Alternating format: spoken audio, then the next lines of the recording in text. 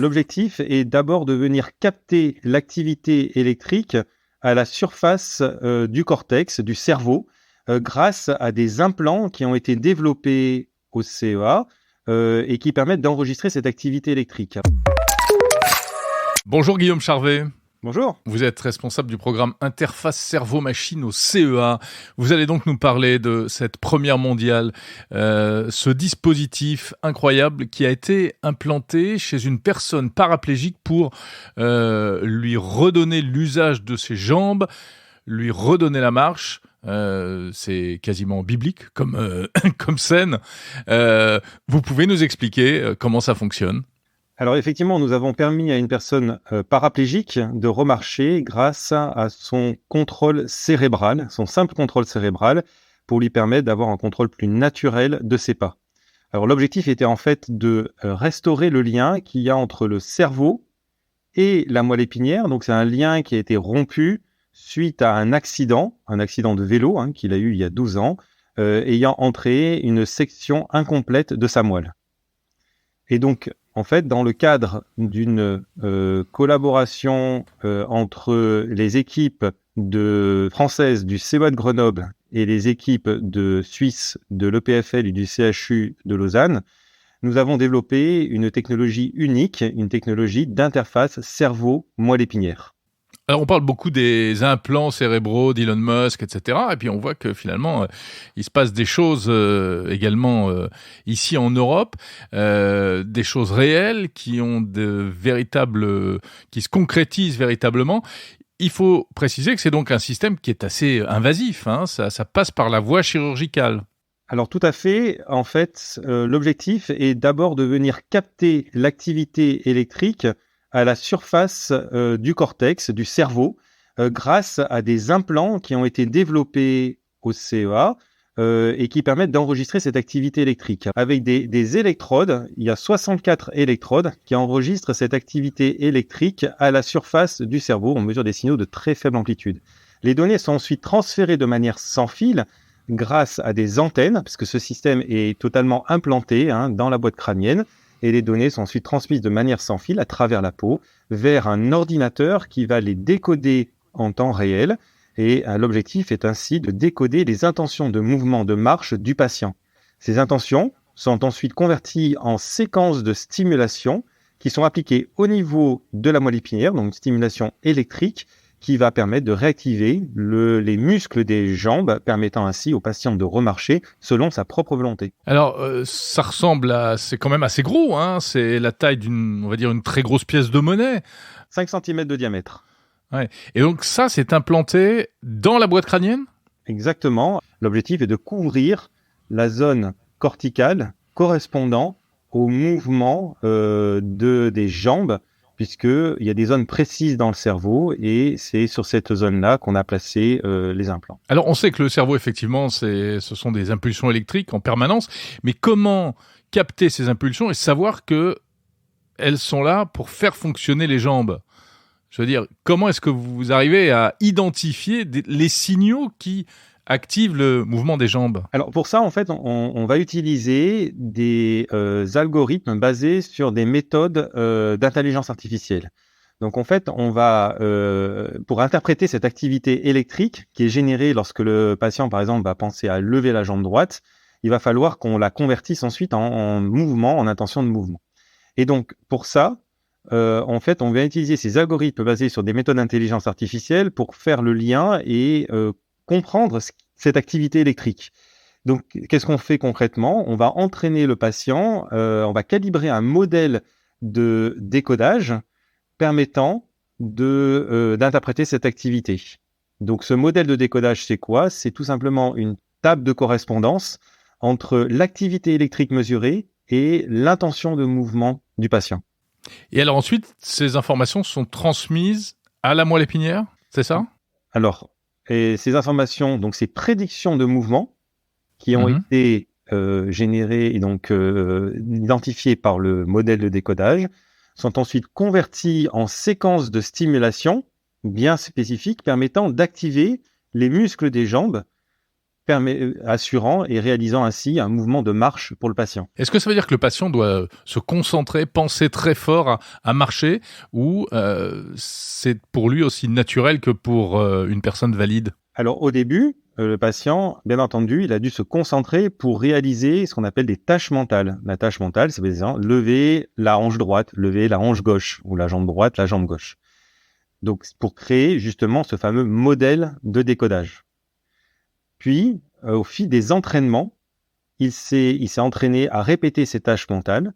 Et par exemple, aujourd'hui, le patient, il peut très bien marcher et parler en même temps, donc réaliser d'autres tâches mentales, puisque cette tâche de marche, il l'a internalisée pour qu'il puisse réaliser d'autres tâches de la vie quotidienne en parallèle de ces tâches mentales de marche. Donc il y a des vidéos qui circulent, que vous avez réalisées, où on voit donc la personne qui effectivement retrouve l'autonomie. Ce n'est pas encore une très grande fluidité malgré tout. Il y a des contraintes. Hein. Il faut qu'il marche avec des béquilles, je crois. Bien entendu, c'est-à-dire que on a permis au patient de remarcher, mais avec par exemple un déambulateur ou avec des béquilles, ce qui est déjà pour lui très très important, mais Bien sûr. du progrès à faire. Pour permettre justement une marche encore plus fluide. Mais aujourd'hui, ce qui est important de voir, c'est qu'on a permis au patient de réaliser un contrôle qui est le plus naturel possible, puisque non seulement il peut contrôler le mouvement de ses jambes, de sa jambe droite, sa jambe gauche, mais il peut contrôler également la hauteur de ses pas. Et ça, c'est un point très important, puisque grâce à ça, il a pu, pour la première fois, aller sur des environnements extérieurs, donc marcher sur des terrains un peu complexes, pouvoir, par exemple, monter des marches d'escalier, monter des rampes, et ça, il n'avait jamais pu le faire auparavant. Et ça, c'est grâce à ce contrôle cérébral où il est capable de contrôler l'amplitude des mouvements, mais également le rythme de ses pas. Mais alors, ça paraît fantastique, hein, et ça ouvre un champ de possibilités incroyable. Ça a donné énormément d'espoir à beaucoup de gens. Est-ce que c'est quelque chose qui pourrait être déployé à grande échelle pour beaucoup plus de monde? Alors aujourd'hui, on est sur un essai clinique de preuve de concept. On a montré la faisabilité de cette technologie d'interface cerveau-moelle épinière sur ce premier patient. Nous devons poursuivre cet essai clinique pour montrer cela sur un petit groupe de patients, un petit nombre de patients, pour arriver à montrer que c'est reproductible.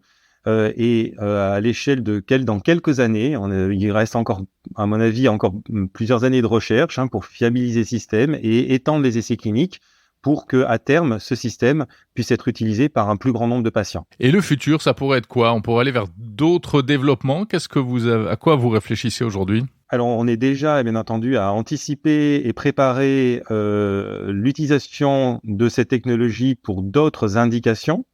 Donc, en particulier, on a obtenu récemment les autorisations des autorités suisses pour démarrer un nouvel essai clinique, cette fois-ci en utilisant cette technologie pour permettre cette fois-ci à des patients tétraplégiques de contrôler le mouvement de leurs membres supérieurs, dont leurs bras. Et l'objectif est de pouvoir cette fois-ci capter l'activité électrique correspondant au mouvement des bras et des mains en plaçant les implants sur la zone corticale correspondant à ces tâches d'activité d'imagination de mouvement des bras et des mains, et combiné à une stimulation qui est passée au niveau de la moelle épinière, au niveau cervical, ce qui permet de contrôler le mouvement des bras. Est-ce qu'on peut revenir un instant sur le capteur lui-même, enfin l'implant que vous avez développé? C'est composé de quoi? Quel a été le chemin technologique pour arriver là? Alors le dispositif, donc cet implant, c'est une technologie qui a été développée au CEA, ça fait à peu près 15 ans qu'on travaille sur cette technologie, puisqu'elle est composée d'une matrice d'électrodes, mais à l'intérieur, il y a une électronique avec des circuits intégrés qui permettent d'amplifier les signaux, des signaux de très faible amplitude. On mesure des signaux entre 10 et 100 microvolts, donc correspondent à des signaux correspondant à l'activité cérébrale mesurée à la surface du cerveau. Également, il y a des systèmes de communication sans fil, et tout ça, bien entendu, doit fonctionner dans cet implant et de manière sans fil. Également, cet implant, il est télalimenté, c'est-à-dire qu'il n'y a pas de batterie à l'intérieur, donc on n'a pas de problématique de durée de vie du système. Ce système-là peut fonctionner plusieurs années. D'ailleurs, on a un patient à Clinatec qui a été implanté il y a plus de 5 ans et dont les implants fonctionnent toujours. Il faut dire malgré tout qu'il faut un dispositif ou un ordinateur connecté à cet implant pour que ça puisse fonctionner. Alors bien entendu, la partie décodage de l'activité cérébrale est faite pour l'instant sur un ordinateur sur lequel on a les fameux algorithmes basés sur des méthodes d'intelligence artificielle qui vont décoder ces signaux. Ça, c'est ce qui se passe aujourd'hui. Ce qu'on a pu faire, c'est que cet ordinateur... Donc l'ordinateur, il faut le transporter. Il faut le transporter. On a travaillé pour optimiser la taille, bien sûr, de l'ordinateur, un ordinateur qui a nécessité d'avoir une certaine puissance. Et aujourd'hui, cet ordinateur a été placé sur le déambulateur lui-même du patient et le patient utilise le système chez lui, à son domicile, depuis plusieurs mois. Donc, c'est la première fois qu'on a un patient qui utilise une interface cerveau-moelle épinière chez lui dans le cadre de ses activités quotidiennes. Et pour la suite, ce qu'on anticipe, c'est de pouvoir encore réduire la taille, puisque aujourd'hui, voilà, c'est un système qui se met sur un déambulateur, mais l'objectif, c'est d'arriver, par exemple, à avoir le système à la ceinture. Et pour ça, l'objectif, c'est de passer de cet ordinateur à une simple puce électronique. Et en particulier au CEA, on a des compétences dans le domaine de la microélectronique pour pouvoir réaliser ce type de travaux permettant de réduire la taille et la consommation du système. Impressionnant. Merci beaucoup, Guillaume Charvet, responsable du programme Interface Cerveau-Machine au CEA.